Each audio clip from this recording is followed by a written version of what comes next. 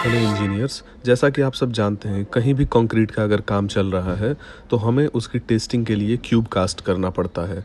तो हमारा पहला स्टेप हो जाता है सैंपलिंग। जैसे ही कंक्रीट का टीएम हमारे साइड पे आता है हम उसे सैंपल ले लेते हैं। सैंपल कैसे लेते हैं? कंक्रीट के सैंपल लेने की फ्रीक्वेंसी मोर्थ टेबल 1709 और IS कोड 456 2000 क्लॉज 15.2.2 में दिया हुआ है। IS कोड और मोर्थ जो है एक सैंपल बराबर 3 क्यूब मानता है। तो 5 MQ में अगर एक सैंपल बोल रहा है तो हमें 3 क्यूब कास्ट करना पड़ता है। ऐसे ही 6 से 15 MQ अगर कंक्रीट जा रहा है तो हमें 2 सैंपल लेना है। 2 सैंपल मतलब 6।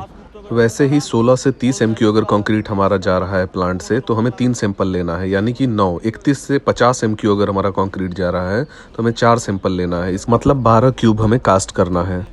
अब 50 MQ से जब ऊपर जाने लगता है तो 4 हमें सैंपल मतलब 12 तो लेना ही है, क्यूब हमें लेना है। उसके बाद हर 50 MQ पे हमें एक सैंपल यानी कि 3 क्यूब लेना है। ठीक है। क्यूब कास्ट करने के लिए सबसे पहले हमें 1/3 जो है मोल्ड को भर लेना है। उसके बाद हमें टेम्पिंग रॉड से 100% कंपैक्शन लाने के लिए 35 स्ट्रोक देना है।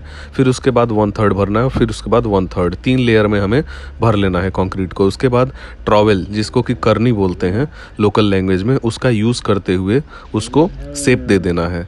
अगले दिन क्यूब को डिमोल्ड करने से पहले जब उसका सरफेस लिखने के लायक हो जाए तब हमें उसका नाम, कहाँ से लाया गया है, किस चीज़ का क्यूब है, किस ग्रेड का है, किस डेट का है, वो सब प्रॉपर जानकारी उस पर लिख देना है।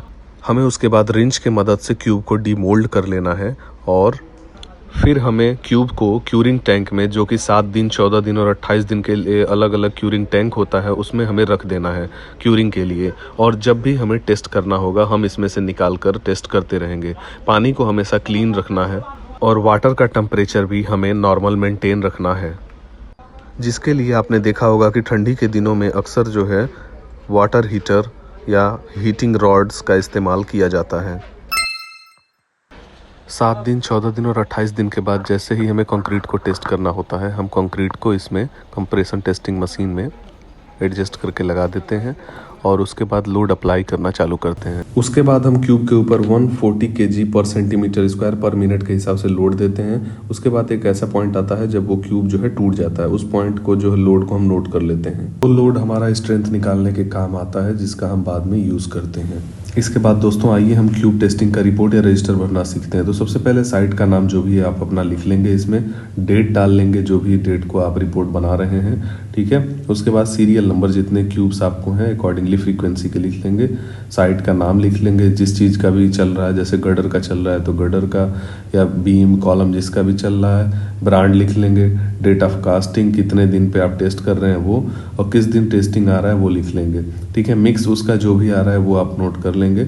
और जैसे आई गर्डर है तो उसका M60 चलता है तो वो M60 लिख लेंगे। बाकी चीज़ों का जो भी ग्रेड चल रहा है वो आप अपने डिज़ाइन के हिसाब से लिख लेंगे। यहाँ वेट जैसे 8120 आ रहा है तो वो लिख लेंगे। क्यूब का जो है साइज़ 150 बाई 150 बाई 150 mm आ रहा है तो उसको हम नोट कर लेंगे। ठीक है।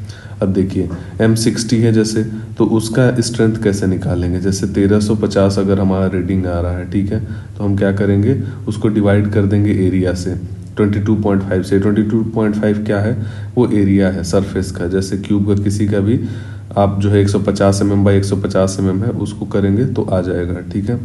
और यहाँ पे हम निकाल सकते हैं, जैसे 7 दिन में 65% हमें चाहिए होता है टोटल, तो 65% हम निकाल लेंगे कितने होता है।